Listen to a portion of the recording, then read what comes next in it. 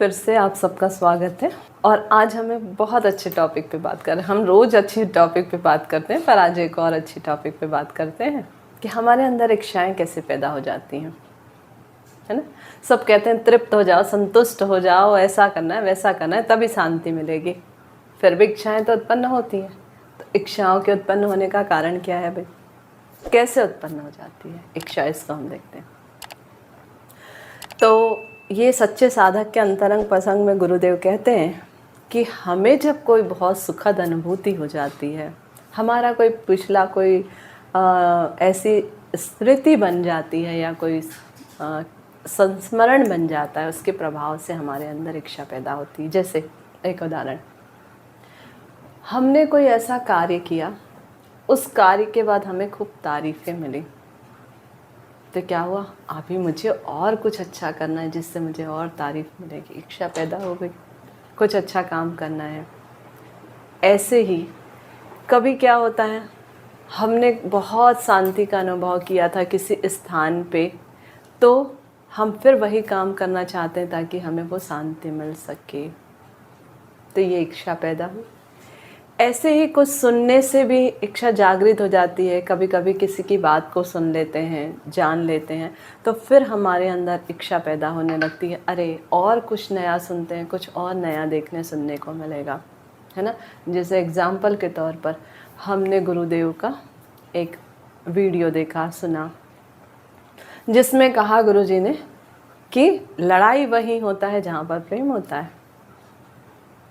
तो हमें इसको सुनने के बाद इच्छा फिर से हुई कि अरे दूसरा भी कुछ सुनते हैं जिससे हमें कुछ सुनने को मिले, सीखने को मिलेगा, शायद हमारी जीवन से जुड़ी हुई बात है। इसी तरह से तीसरी बात, हमारे अंदर इच्छा कैसे पैदा होती, कहीं विशेष स्थान पे चले गए, कुछ नया कुछ अच्छा देख लिया जो हमने कभी कल्पना नहीं की थी, या कोई ऐसे व्यक्ति के संपर्क में आ गए जिस तरह के लोगों से हमने मिला नहीं था, और उनके संपर्क में आने के बाद हमारे अंदर कुछ ऐसी इच्छा पैदा हो गई कि नहीं, शायद मुझे भी इस तरह के लोगों के साथ रहना चाहिए, मेरा भी भविष्य कुछ सुंदर बन सकता है, या इन स्थानों पे जाने से मुझे एक आत्म अनुभूति हुई है तो मैं वापस इन स्थानों, तो ऐसी इच्छाएं हमारे अंदर जागृत होते रहती। और इसके अलावा जो है, कभी कभी क्या होती है, हमारी कुछ ज़रूरतें होती हैं, वो हमारे अंदर इच्छा के रूप में पैदा हो जाती है, वो हमको एक इच्छा के साथ जोड़ देता है ना। जैसे आप देखना, मंदिरों के सामने भीख मांगने वालों की लाइन लगी होती है, बैठे होते हैं कतार में, उनको देखने के बाद मन में आता है ना कि चलो कुछ चेंज है तो दे देते हैं, या लगता है घर में कुछ पुराने कपड़े हैं तो मंदिर जा रहे हैं ले जाके बांट दें, या थोड़ा चावल रख लें उनको बांट दें।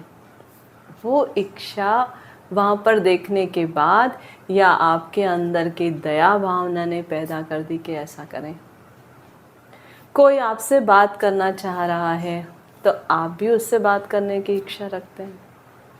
और कभी कभी ऐसा होता है कि हमारा जो भाग्य होता है या कोई ऐसी घटना घटती है, वो घटना भी हमारे अंदर इच्छा को जागृत कर देती है, और वो इच्छा किसी न किसी कार्य के लिए कारण बन सकता है। ये हम नहीं जानते हैं, हम नहीं जानते हैं कि वो बन सकता है, फिर भी वो बन सकता है। जैसे एक उदाहरण मैं अपने लाइफ का दे रही हूँ।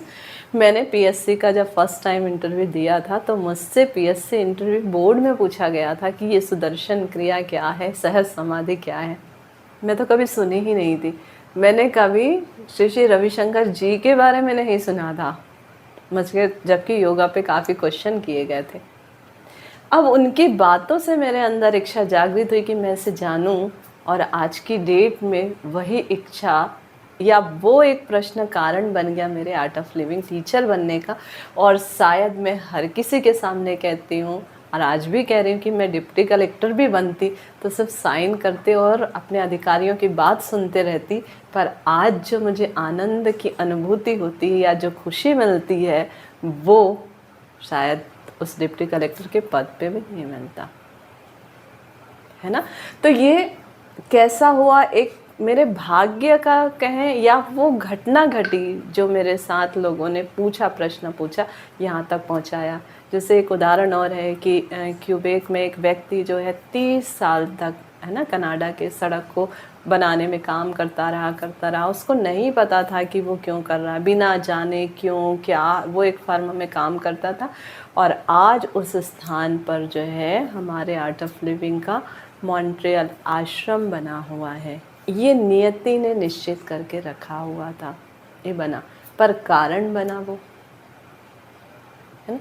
तो इस तरह से जो है हमें हमारे अंदर इच्छाएं उत्पन्न होती हैं और ये इच्छाएं हमारे लिए कहीं ना कहीं कुछ ना कुछ एक प्रयोजन बनाती ही है। ठीक है, तो आप भी इनको और अच्छे से अपने जीवन में अनुभव करें, समझें और फिर कंटिन्यू हम इस पर बात करते रहेंगे। ठीक, मिलते हैं फिर।